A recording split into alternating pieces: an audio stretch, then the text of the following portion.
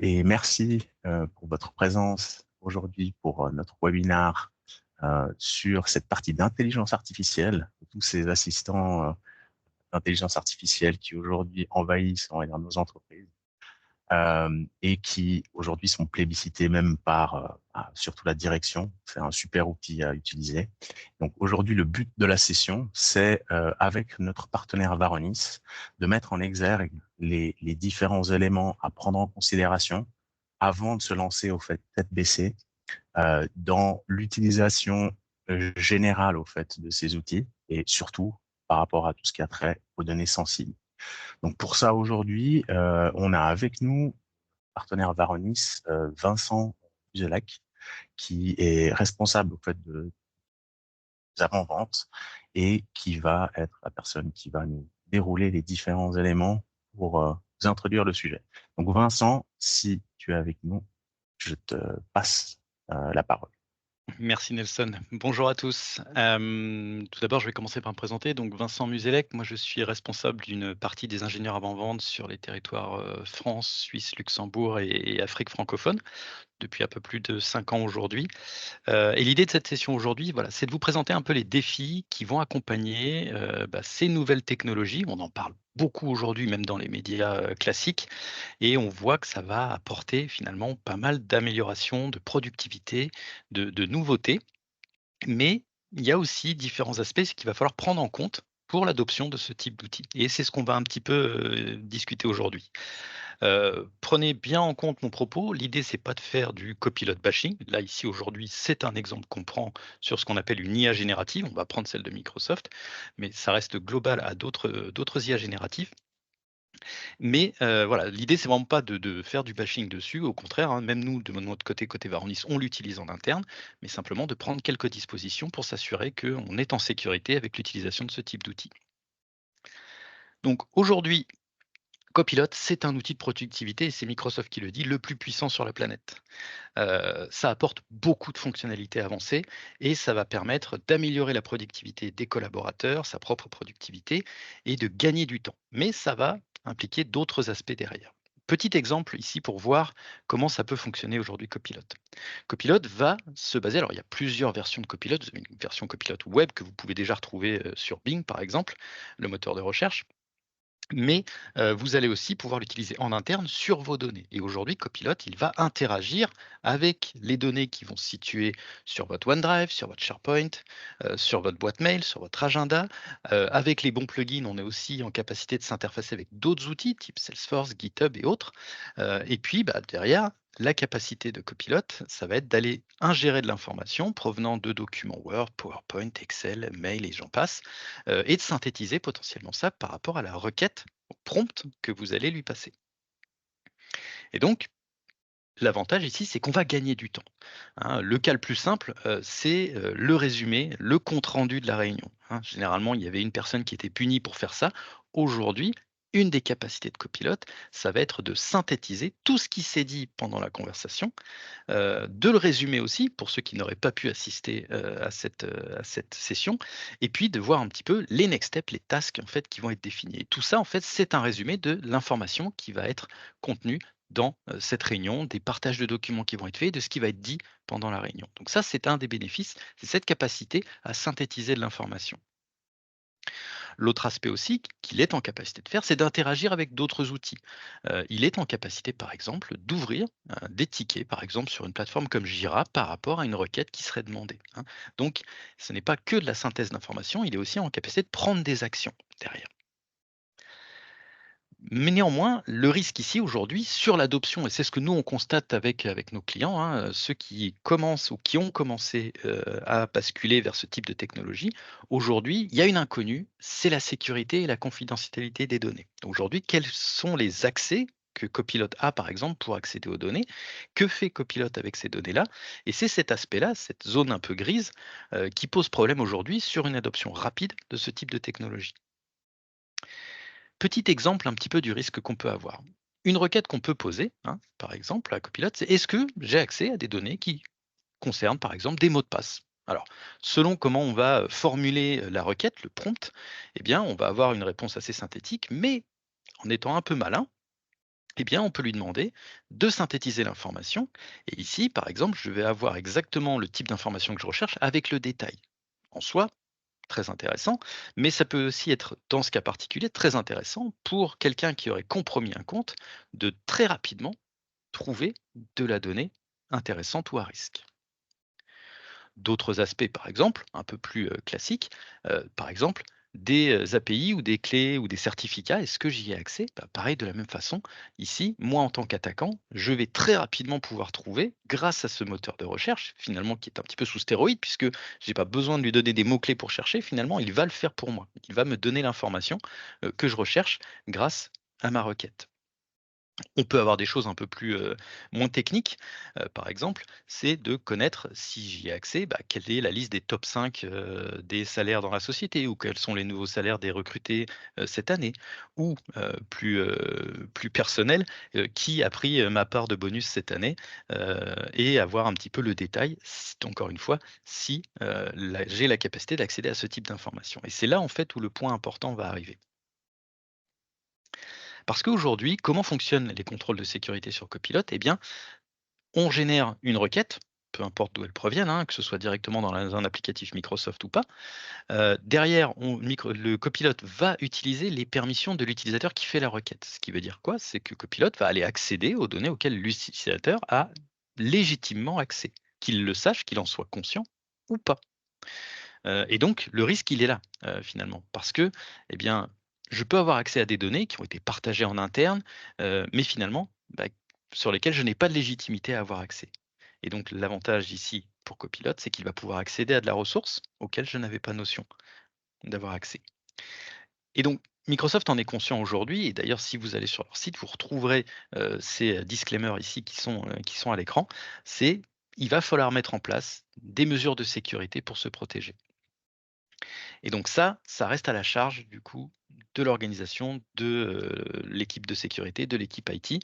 C'est de mettre en place, eh bien, un mapping des données pour savoir cartographier où se situe la donnée à risque, de potentiellement la chiffrer en mettant en place de la labellisation, de, faire un audit aussi pour s'assurer que, eh bien, on a bien une règle la plus restrictive possible sur les accès, à la donnée, et puis peut-être de mettre en place une politique de rétention, voire de suppression, derrière. Mais tout ça, ce sont des actions qui vont devoir être mises en place par vous, hein.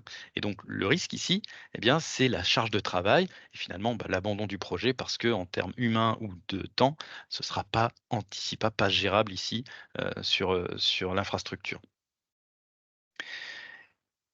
Un exemple aussi de la prise de conscience de ce risque-là, vous avez ici un rapport de Microsoft qui s'appelle Cloud Permission Report, qui est un rapport de Microsoft que vous pouvez retrouver sur internet et qui liste en fait les risques aujourd'hui, majeurs et globaux que Microsoft constate sur, les, éléments cloud.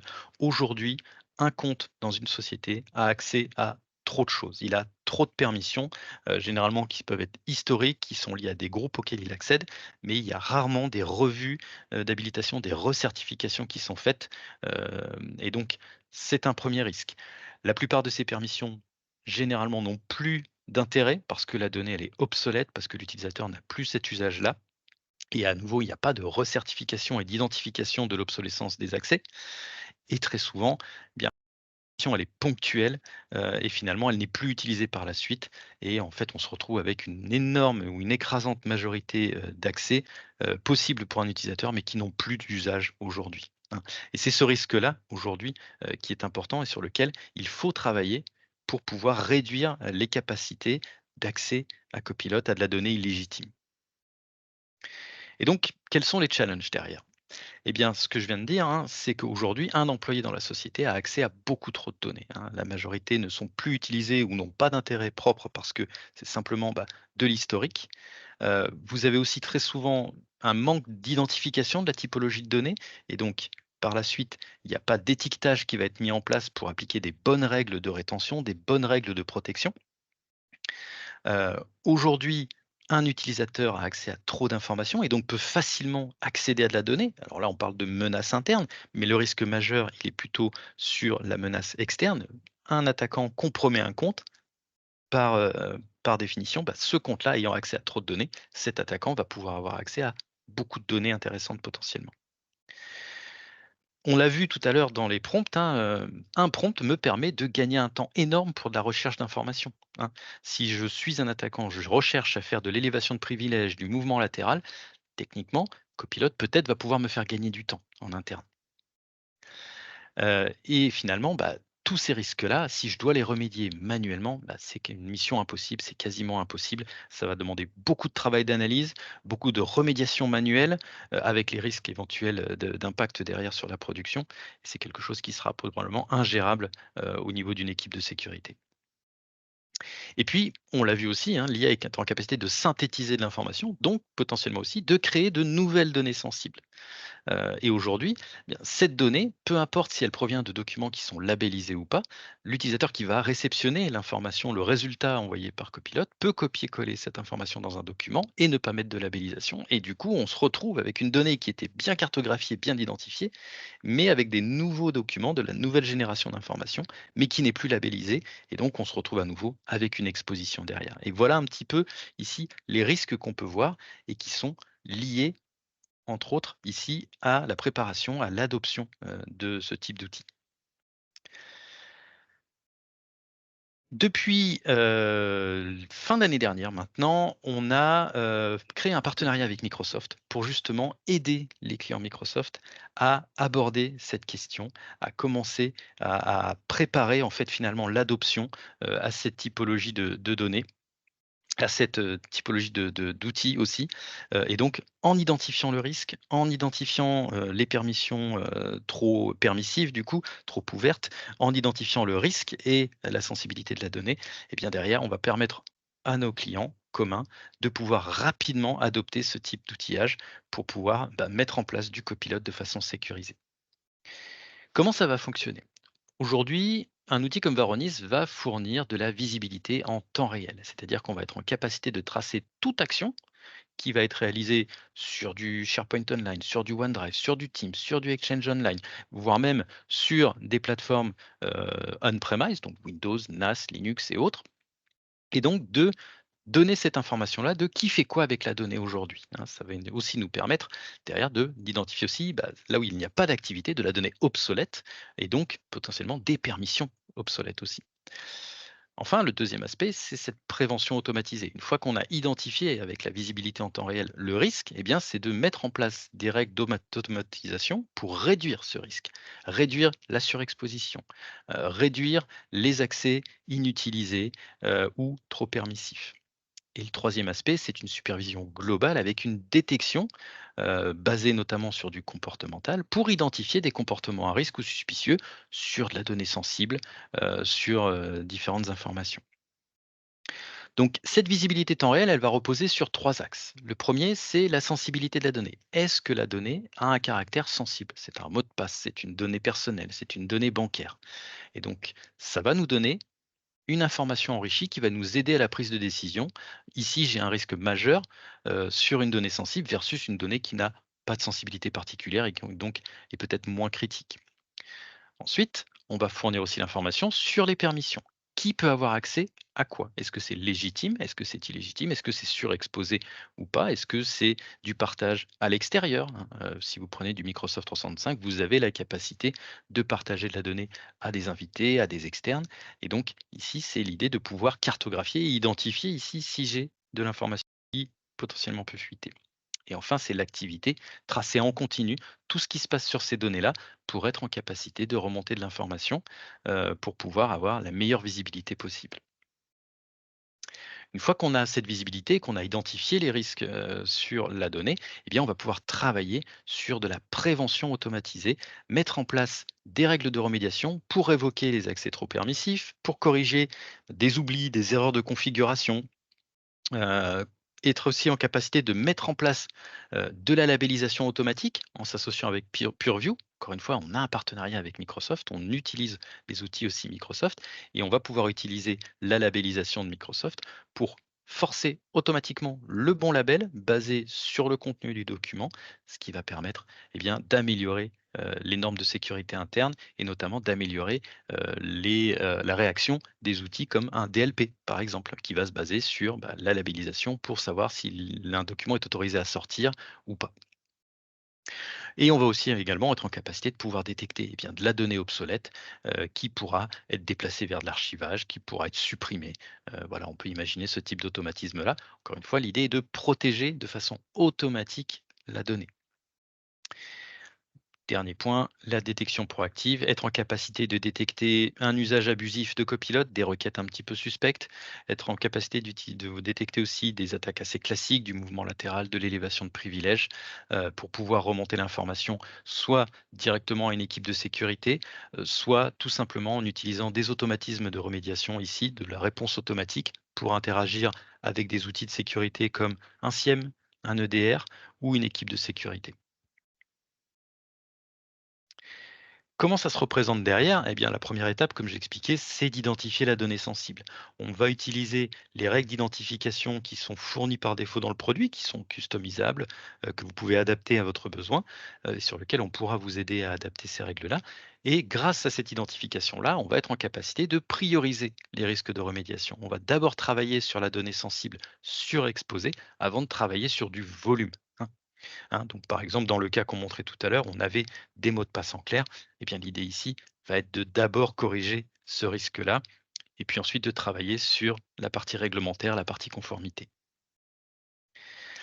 Et puis, on va avoir aussi une visibilité directe sur la partie copilote avec une vue sur les prompts qui sont réalisés, les données qui sont accédées derrière, et ce qui va nous permettre de voir effectivement que Copilot a accès à de la donnée qui ne devrait pas être accessible par lui-même, de travailler du coup sur cette remédiation et de suivre l'usage qui en est fait en interne et de travailler sur cette surexposition au niveau de cet outil.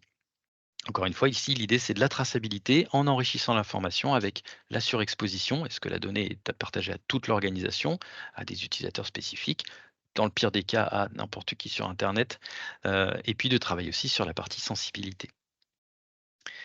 Et puis enfin, c'est l'autre aspect, la visibilité sur les permissions, être en capacité de détecter les incohérences, les problèmes de configuration, les oublis, les erreurs, et tout simplement de voir en un clic sur un dossier, sur un site, sur un lien de collaboration, les permissions qui posent problème et de pouvoir anticiper les remédiations, de pouvoir voir quel est le risque derrière et d'avoir une visibilité claire et précise sur le risque. J'en ai parlé un tout petit peu en avant. L'aspect labellisation et étiquetage, avec Purview. Aujourd'hui, quand vous mettez en place ce type de projet, vous allez former vos utilisateurs à cette philosophie-là, à mettre en place de la labellisation pour protéger le document, éviter de la fuite de données, améliorer, l'efficacité des outils de type DLP. Et donc aujourd'hui, un utilisateur va de bonne foi appliquer un label. Ou pas, parce qu'il l'aura oublié, parce qu'il n'aura pas eu envie de le faire. Là où Varonis va apporter une amélioration au niveau de l'automatisation, c'est qu'on va être en capacité d'identifier par rapport au contenu du document, est-ce que c'est le label correct qui est appliqué?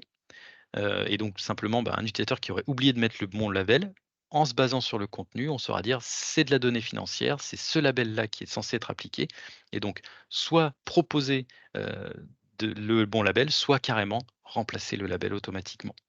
Puis vous avez le cas le plus critique, il n'y a pas de label aujourd'hui, or le contenu du document, lui, est à risque et donc on est en capacité d'appliquer le bon label aussi. Vous avez aussi une fonctionnalité dans Microsoft qui permet aussi de limiter l'accès à Copilot, même si l'utilisateur a accès à l'information, Copilot n'a pas le droit d'aller chercher l'information. Ça aussi, c'est quelque chose qu'on pourra appliquer automatiquement. Et donc, encore une fois, l'idée ici est de restreindre les risques d'accès à de la donnée sensible et la surexposition. Donc pour ça, on fournit un nombre assez, assez important de règles de remédiation automatique qui vont travailler sur des groupes de collaboration trop importants, sur des règles, de permission qui sont, définies sur un ou des utilisateurs spécifiques, sur de l'obsolescence, des permissions qui ne sont plus utilisées, des permissions liées à des utilisateurs désactivés, à du partage à l'extérieur, ce genre de choses et donc vous avez des règles à mettre en place. Vous sélectionnez la règle, vous l'adaptez éventuellement en rajoutant des conditions derrière, spécifiques qui vont correspondre à votre besoin. Est-ce que je focalise sur un domaine en particulier, sur un site en particulier, sur une classification de données en particulier?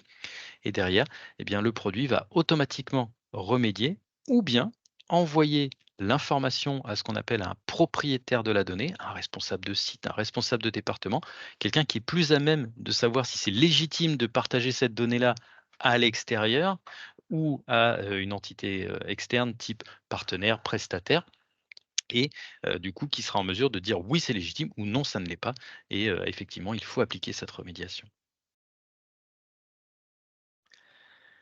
Et donc, finalement, quand on va, mettre en place ces règles-là, l'idée, c'est d'arriver, eh bien, à cette sécurisation, de la donnée, et du coup, d'avoir ce type de résultat, pour permettre, eh bien, de ne pas avoir de fuite potentielle de données.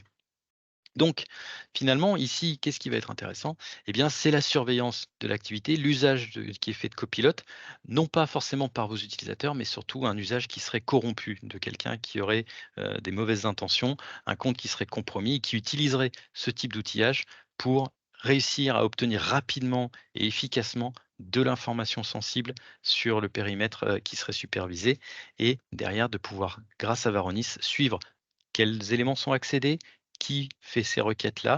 Est-ce que ce sont des requêtes habituelles? Dans le sens, il utilise en règle générale une dizaine de requêtes par jour. Aujourd'hui, il en est à 100. C'est plutôt curieux. Il y a une déviance de comportement, ou en tout cas un comportement à risque. Et donc, être en capacité de surveiller cette activité, de remonter l'information et de pouvoir prendre les bonnes décisions derrière.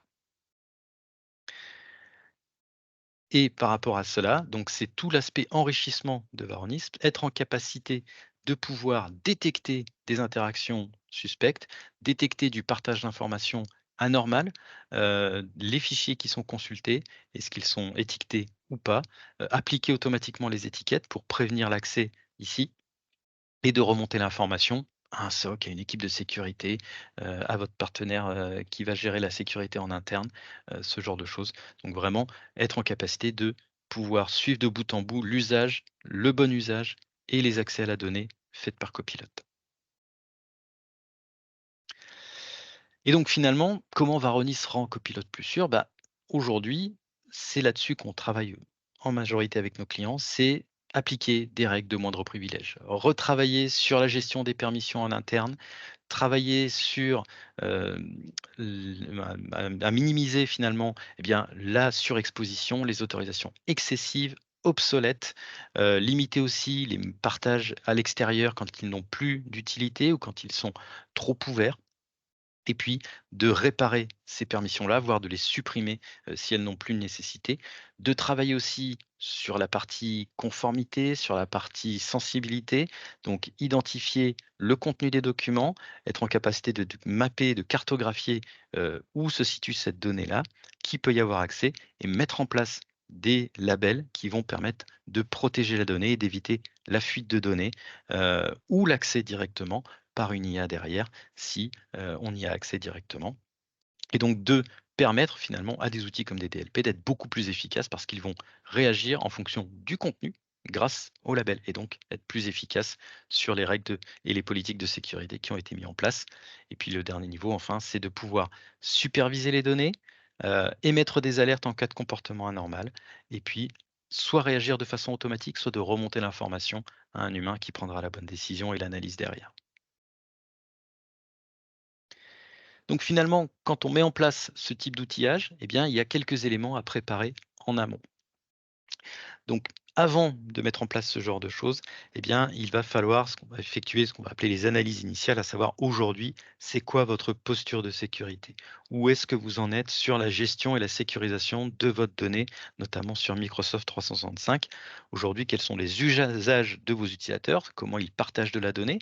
Est-ce qu'ils le font de façon intelligente, de façon restrictive, ou finalement de façon efficace de leur point de vue en partageant à l'ensemble de la société? Donc travailler sur une visibilité globale de où est-ce qu'on en est aujourd'hui.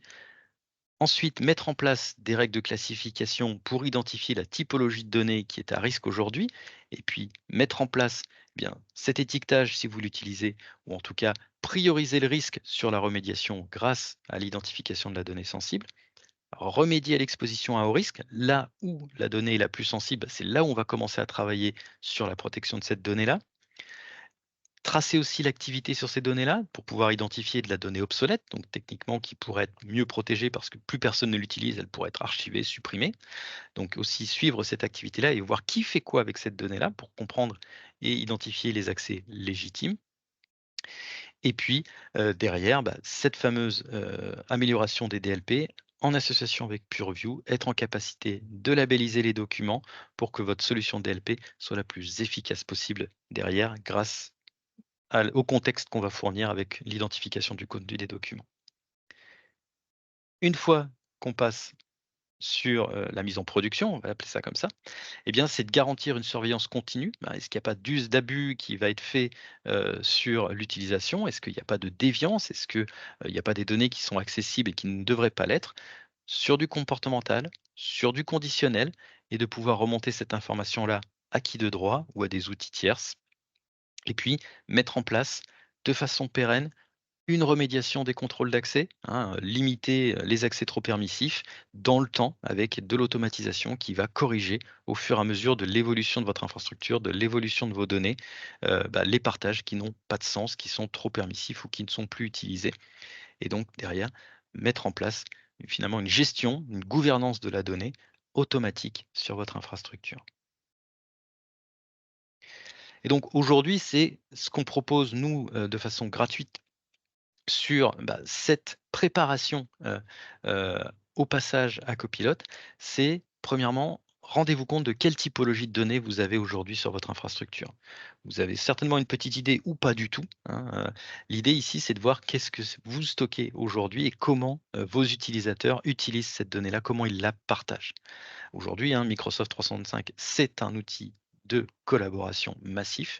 Ça permet aux utilisateurs de collaborer et d'être plus productifs, mais ça expose aussi à un risque supérieur avec finalement ces éléments qui peuvent être partagés de façon un petit peu trop permissive. Donc la première étape, identifier la donnée à risque et puis identifier les permissions trop excessives, la surexposition.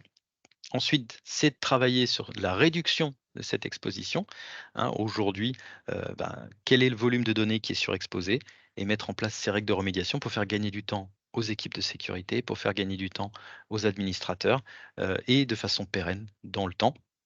Enfin, c'est de superviser aujourd'hui quel est l'usage qui est fait sur la donnée et quel est l'usage qui est fait de Copilote pour pouvoir bénéficier finalement, d'une amélioration des outillages type DLP, avec du coup plus de contexte, de l'information, pertinente pour que, ces outils-là puissent réagir de façon adéquate par rapport aux règles de sécurité qui ont été mis en place. Je vous ai montré un petit peu tous les capacités, de Varonis. J'ai un peu parlé aussi forcément de les capacités de Copilote. On n'a pas vu tout ce que proposait Copilote, mais aujourd'hui le focus était vraiment là-dessus. Quelles sont les fonctionnalités aujourd'hui principales au regard de la donnée et finalement quels sont les risques associés derrière? Vous avez pu voir que, c'est à la fois un outil intéressant sur le gain de productivité, sur l'amélioration de la qualité de travail des collaborateurs, mais ça ouvre aussi d'autres portes, à des risques, que ce soit en interne sur de l'accès à la donnée auquel on n'avait pas forcément notion, hein, avec, une sorte de moteur sous stéroïde, moteur de recherche sous stéroïde ici, qui va permettre finalement d'accéder à cette donnée de façon, très simple, très efficace et de synthétiser aussi l'information. Et donc, c'est ici ce risque-là que l'on souhaite prévenir et surtout le risque qui va être majeur, par rapport à de la menace interne, c'est de la compromission de compte avec l'accès à ce type d'outil qui va faire gagner beaucoup de temps à un attaquant pour rechercher l'information à valeur ajoutée.